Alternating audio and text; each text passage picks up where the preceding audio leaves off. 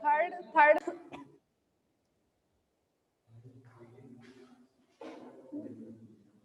देखो लेप्टॉन्स थे जो वीक इंटरेक्शन में होंगे, वीक इंटरेक्शन में, और ये hadrons particle in strong interaction. EM भी आपका स्ट्रॉन्ग इंटरेक्शन में ही आता है, ठीक है। तो अब आप लोग बताएंगे मुझे लेप्टॉन पार्टिकल कौन कौन से थे, जल्दी जल्दी बोलो। इलेक्ट्रॉन क्या क्या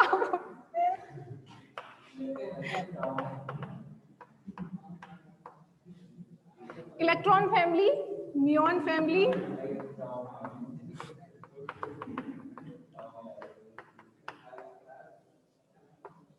टाउन, ठीक है। इसमें इसको लिखने की जरूरत नहीं है।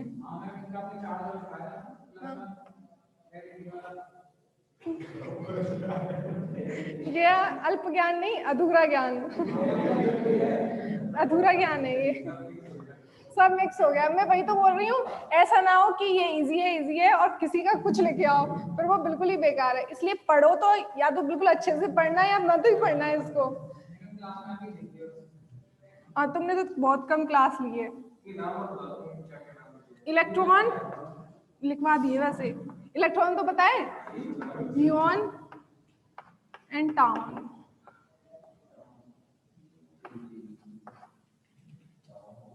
ठीक है। और ये आपका न्यूट्रिनो है, न्यूट्रिनो, इसको बोल देंगे electron neutrino, muon neutrino, town neutrino, ठीक है। एंटी पार्टिकल में E प्लस पॉजिट्रॉन और एंटी पार्टिकल में न्यूट्रिनो पर बार लग जाएगा बस, ठीक है। तो ये हो जाएगा म्यू प्लस और ये टॉ प्लस बार और न्यूट्रिनो टाउन न्यूट्रिनो बार। तो ये तो आपके टोटल लेप्टॉन पार्टिकल्स, जिसमें लेप्टॉन पार्टिकल्स के लिए लेप्टॉन क्वांटम नंबर होता है +1 और एंटी पार्टिकल के लिए -1, ठीक है। मेसॉन पार्टिकल अभी अभी बताएं, ईटा मेसॉन, पाई मेसॉन और के मेसॉन, K+ एंड K0। इसका एंटी पार्टिकल K-, इसका K0 बार, पाई प्लस का पाई माइनस और पाई 0 का कोई एंटी पार्टिकल नहीं होता, ऐसे ही ईटा 0 का ईटो 0 बार। ये काम नहीं आएगा वैसे, लिख लो, पर बोलते ईटा है, ठीक है। पायोन्स एंड कायोन्स, ठीक है। पाई मेसॉन को पायोन्स बोलते हैं और के मेसॉन्स को कायोन्स, ठीक है। अब बेरियन को डिवाइड किया है हाइपरॉन्स एंड न्यूक्लियॉन। तो न्यूक्लियॉन में तो न्यूट्रॉन एंड प्रोटॉन, हाइपरॉन्स जो इंपॉर्टेंट हैं और थोड़े से डिफिकल्ट भी हैं। बताओ। राइट, हाँ, ओमेगा है, सिग्मा है और lambda, sigma, sigma minus, sigma 0, एक कास्केड, कास्केड या जाई बोल सकते हैं आप, ओमेगा माइनस। बस इतने ही पार्टिकल हैं, इतना हल्ला मत मचाओ, ये तो बहुत इजी है ना, और ये भी इजी है। बस इसको है ना अपने दिमाग में बना लो आप, बस ऐसे ही। कितनी फोटो ले ली तुमने। लैम्डा 0 बार, इसका सब पर बार आ जाएगा एंटी पार्टिकल में, बता दिया ना। ये तो कल हाइपरॉन्स पार्टिकल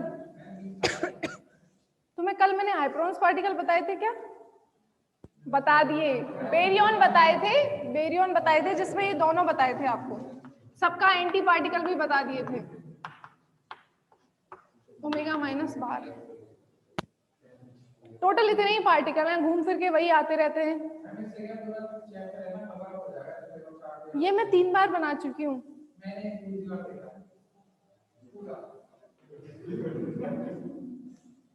अच्छा, अब इसमें से आप मुझे बता सकते हैं कौन सा फर्मियोन है, कौन सा बोसोन है, बताओ।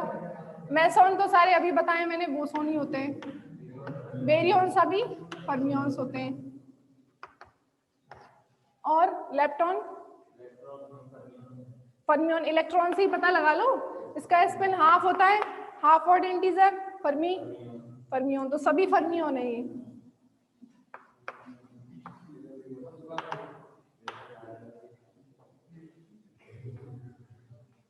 फर्मियंस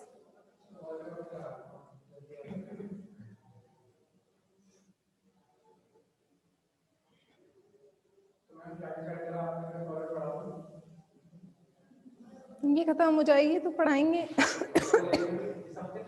तो अलग से टीचर तो आने से रहे तुम्हारे कॉलेज में।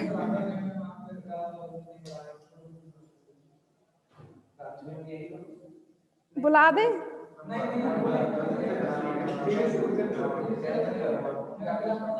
क्या सेल्फ स्टडी? अरे वो ऑनलाइन दिमाग खराब हो जाएगा, मिटा दूं आपको?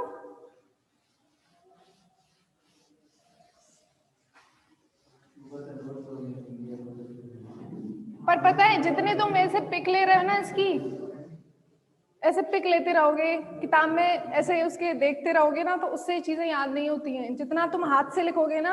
अब तुम ऐसे, अब मैं बोल दूं तुम्हें ओमेगा, तुम ईटा ओमेगा और जाई में कंफ्यूज हो जाएंगे कि ये ओमेगा है, ये ईटा है और ये जाई।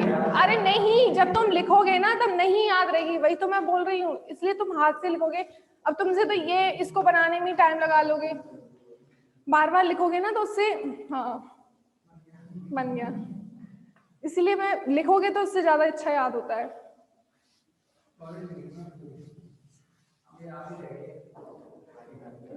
इसमें तो भी थोड़ा बहुत मैथमेटिकल है, सॉलिड में तो बिल्कुल थ्योरी सी है, उसमें तुम लिखोगे ही क्या है? अब जो अप्रोक्सीमेट कंजर्वेशन लॉस थे उसमें अब आइसोस्पिन बता देते हैं।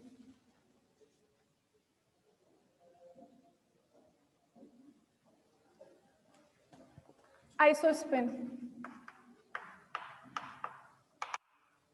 वैसे मैंने आइसोस्पिन आपको बताई हुई है, क्या होता है आइसोस्पिन, कुछ बताया है आइसोस्पिन? न्यूक्लियॉन्स के लिए बताया था।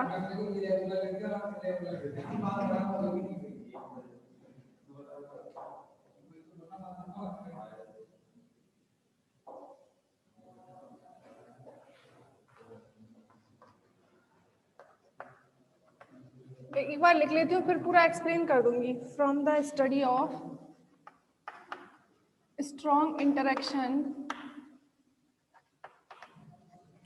strong interaction in elementary particles,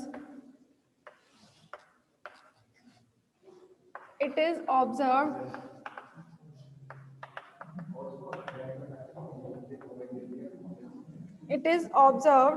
that multiplates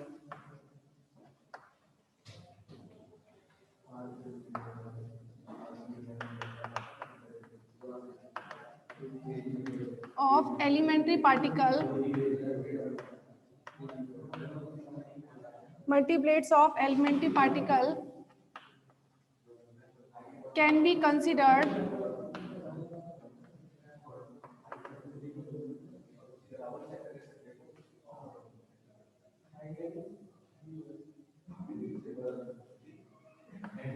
for which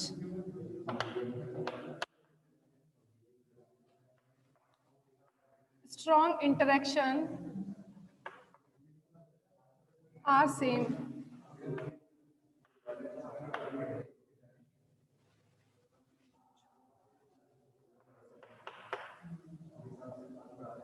Strong interaction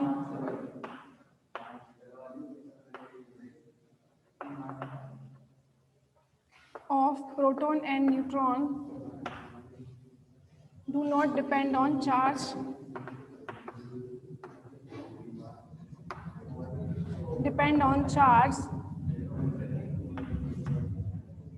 their spin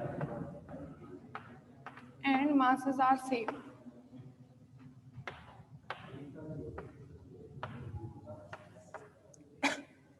Thus, it can be considered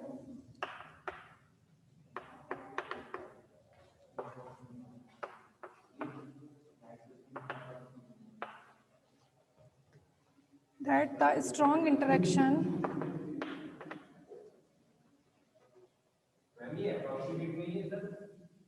रुको एक सेकेंड, हाँ नहीं उसमें नहीं है, रुको अभी बता रही हूँ. That strong interaction they behave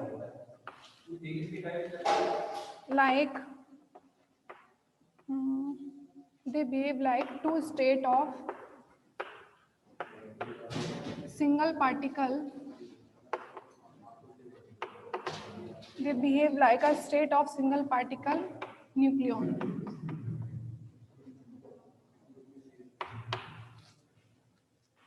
हाँ अब बोलो क्या बोले. देखो तुम शुरू में 15 मिनट लेट आए थे ना, उसका रीजन है. कंजर्वेशन लॉस को 2 टाइप्स में डिवाइड किया था, एग्जैक्ट एंड सेकंड था अप्रोक्सीमेट. ठीक है, तो एग्जैक्ट कंजर्वेशन लॉस किस में वैलिड होनी चाहिए? वीक इंटरेक्शन वाली रिएक्शन है तो उसमें एग्जैक्ट कंजर्वेशन लॉस वैलिड होने चाहिए, जिसमें मैंने चार्ज, एनर्जी, मोमेंटम एंड वो सब बताए थे. ठीक है, अब अप्रोक्सीमेट में डिवाइड किया था कौन कौन से? आइसोस्पिन कंजर्वेशन, ठीक है, सेकंड I3 मतलब और IZ conservation, third component of isospin, and C आपका strangeness conservation laws, and D parity conservation. ठीक है, तो अप्रोक्सीमेट कंजर्वेशन लॉ किसके लिए है? स्ट्रॉन्ग इंटरेक्शन रिएक्शन के लिए. अब स्ट्रॉन्ग इंटरेक्शन में एग्जैक्ट कंजर्वेशन लॉस तो सभी वैलिड होने ही चाहिए, इन एडिशन ये वाले भी वैलिड होने चाहिए. ठीक है, तो अब इसके कंजर्वेशन लॉस तो मैं तभी बताऊंगी जब तुम्हें आइसोस्पिन पता होगा, है ना, स्ट्रेननेस पता होगा, पैरिटी पता होगा, क्योंकि कंजर्वेशन तो सिंपल मीनिंग है कि बिफोर रिएक्शन और आफ्टर रिएक्शन आइसोस्पिन सेम होना चाहिए या टोटल आइसोस्पिन कंजर्व होना चाहिए. ठीक है, बट उसके लिए पहले पार्टिकल्स की आइसोस्पिन तो पता होनी चाहिए कि आइसोस्पिन कितनी होती है, या सभी पार्टिकल्स के लिए स्ट्रेननेस कितना होता है. तो सब पार्टिकल्स मैंने डिटेल में बता दिए थे, सिर्फ मेसॉन नहीं बताया था, इसलिए आज मेसॉन पार्टिकल बता दिए. अब उन सब पार्टिकल्स के लिए आइसोस्पिन, I3 और IZ कंपोनेंट ऑफ आइसोस्पिन और स्ट्रेननेस, पैरिटी, सबको डिटेल में पढ़ेंगे. उसके बाद कंजर्वेशन लॉस पढ़ेंगे. ठीक है, तो आपके लिए यदि आता है कि एग्जैक्ट कंजर्वेशन क्या है और अप्रोक्सीमेट कंजर्वेशन क्या है, तो एग्जैक्ट तो मैंने बता ही दिए, अप्रोक्सीमेट अभी स्टार्ट नहीं किए, सिर्फ टाइप्स बताए आपको. ठीक है, अब उससे पहले यदि आपसे ऐसा पूछ लिया जाए कि आइसोस्पिन क्या है, ठीक है, तो वो अब फिर मैं बताऊंगी स्ट्रेननेस क्या है, पैरिटी, सबको यदि ऐसा पूछा जाता है तो वो तब ये लिखना है. कंजर्वेशन लॉस अभी बताऊंगी. ठीक है, तो आइसोस्पिन क्या है? देखो, from the study of strong interaction in elementary particles, from the study of strong interaction in elementary particles, it is observed that multiplates of elementary particle can be considered. मतलब जो भी एलिमेंट्री पार्टिकल्स स्ट्रॉन्ग इंटरेक्शन में होते हैं उनको आप as a मल्टीप्लेट्स consider कर सकते हैं, for which strong interaction are same. तो ये इससे आपको समझ में नहीं आ रहा, बट एग्जाम्पल से आपको समझ में आ जाएगा. एग्जाम्पल समझ में आ जाएगा तो ये चीज भी आपको क्लियर हो जाएगी. जैसे देखो, स्ट्रॉन्ग इंटरेक्शन मैंने अभी अभी बताया था कि न्यूक्लियस के अंदर जो न्यूट्रॉन प्रोटॉन होते हैं, न्यूक्लियस के अंदर न्यूट्रॉन प्रोटॉन होते हैं या प्रोटॉन प्रोटॉन होते हैं या न्यूट्रॉन न्यूट्रॉन होते हैं, तीनों के बीच में क्या होता है? Nuclear force. ठीक है, क्या होता है? Nuclear force, which is strong attractive force. Strong attractive force, that means आप ये बोल सकते हैं न्यूट्रॉन प्रोटॉन दोनों क्या हैं? एलिमेंट्री पार्टिकल्स हैं. बताए थे ना, बेरियंस को न्यूक्लियॉन्स में डिवाइड किया था और हाइपरॉन्स में, तो है तो एलिमेंट्री पार्टिकल्स ही, आर एलिमेंट्री पार्टिकल्स. ठीक है, तो है तो ये दोनों एलिमेंट्री पार्टिकल्स. दोनों एलिमेंट्री पार्टिकल्स कहाँ एग्जिस्ट करते हैं? न्यूक्लियस के अंदर. और न्यूक्लियस के अंदर इन एलिमेंट्री पार्टिकल्स के बीच में कैसा इंटरेक्शन है? Strong interaction.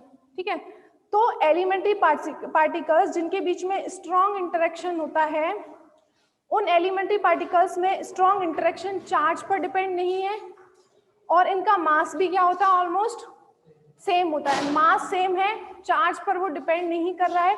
तो ये वाला जो स्ट्रॉन्ग इंटरेक्शन है कि न्यूट्रॉन प्रोटॉन या प्रोटॉन प्रोटॉन या न्यूट्रॉन न्यूट्रॉन, तो आप न्यूट्रॉन प्रोटॉन को अलग अलग पार्टिकल ना मान के एक सिंगल पार्टिकल मान लेते हैं, न्यूक्लियॉन्स.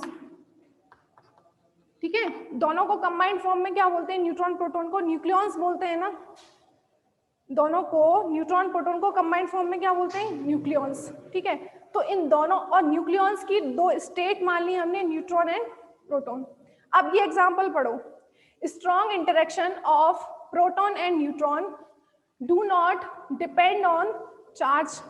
ठीक है, चार्ज पर डिपेंड नहीं कर रहा, तीनों में अमाउंट सेम है जो स्ट्रॉन्ग इंटरेक्शन के बीच में लगता है। Do not depend on charge, their spin and masses are same, spin और मास इन दोनों का सेम है, हाफ हाफ होता है, दोनों फर्मियन पार्टिकल है एंड दोनों का मास भी इक्वल होता है। ठीक है, thus it can be considered that strong interaction, in strong interaction it can be considered that in strong interaction they behave like two state of single particle nucleon। तो ये न्यूक्लियॉन की दो स्टेट हो गई। ठीक है, दोनों को क्या बोलेंगे, doublet particle. Neutron proton are called doublet particle, दोनों का मास सेम है, स्पिन सेम है, are the two state of single nucleon particle. ठीक है, तो डबलेट, जैसे आप किसी की स्पिन पता है हाफ, तो मल्टीसिप्लिटी कैसे निकालते हैं, 2s+1 से। ठीक है, तो जो एलिमेंट्री पार्टिकल्स स्ट्रॉन्ग इंटरेक्शन में पार्ट लेते हैं, जिनका मास स्पिन सेम होता है, उन पार्टिकल्स के लिए एक न्यू क्वांटम नंबर दिया गया जिसको बोलते हैं आइसोस्पिन। ठीक है, तो ये जो सिंगल पार्टिकल है न्यूक्लियॉन, जिसकी दो स्टेट है न्यूट्रॉन एंड प्रोटॉन, दोनों के लिए एक आइसोस्पिन ऐसा क्वांटम नंबर है जो दोनों के लिए सेम होगा। आइसोस्पिन एक ऐसा क्वांटम नंबर है जो दोनों मल्टीप्लेट्स, जो मल्टीप्लेट है ना, ये डबलेट, मल्टीप्लेट कैसा है, डबलेट है, तो दोनों डबलेट पार्टिकल्स के लिए आइसोस्पिन कैसा होगा, सेम होगा। ठीक है, तो उसके लिए एक न्यू क्वांटम नंबर दिया गया था। अब ये पढ़ो, from the study of strong interaction in the elementary particle, it is observed that multiplates of elementary particle can be considered। Multiplet consider कर सकते हैं ना स्ट्रॉन्ग इंटरेक्शन में, for which strong interaction are same, because इन दोनों के बीच में strong interaction क्या है, सबके बीच में सेम है, तो इसीलिए इनको एक मल्टीप्लेट्स हम कंसीडर कर सकते हैं। अब दो पार्टिकल हैं तो डबलेट, तीन पार्टिकल हैं तो ट्रिपलेट, और उससे ज्यादा तो होते ही नहीं, और सिंगल है तो सिंगलेट। ठीक है, अब जैसे न्यूट्रॉन प्रोटॉन दोनों ही, इन दोनों के बीच में स्ट्रॉन्ग इंटरेक्शन लगता है एलिमेंट्री पार्टिकल, तो ये क्या हो जाएंगे, डबलेट। ठीक है, तो मल्टीसिप्लिटी क्या होगी इनकी, 2i+1। ठीक है, 2i+1 इज इक्वल टू कितना होगा, 2, मल्टीसिप्लिटी 2 हो जाएगी ना, तो यहाँ से i इज इक्वल टू कितना आएगा, 2 - 1 1/2। तो आइसोस्पिन एक ऐसा क्वांटम नंबर है जो दोनों के लिए क्या होगा, सेम होगा। अब इसका थर्ड कंपोनेंट ऐसा लिखते हैं कि iz इज इक्वल टू कितना होगा, -i2 + i, that means -½ and क्या आ जाएगा, +½ तो +½ for proton and -½ for neutron. ठीक है, अब ऐसे ही सभी पार्टिकल्स के लिए पढ़ेंगे। जैसे पायोन्स क्या होते हैं, pi plus pi minus pi 0, वो क्या है, ट्रिपलेट स्टेट है। ठीक है, तो ट्रिपलेट स्टेट है तो मल्टीसिप्लिटी क्या हो जाएगी, 2i+1 इज इक्वल टू 3, यहाँ से i इज इक्वल टू कितना आएगा, 3 - 1 2/2 1। ठीक है, तो पाई प्लस पाई माइनस और पाई 0, तीनों पार्टिकल्स के लिए आइसोस्पिन कितना होगा, 1 होगा।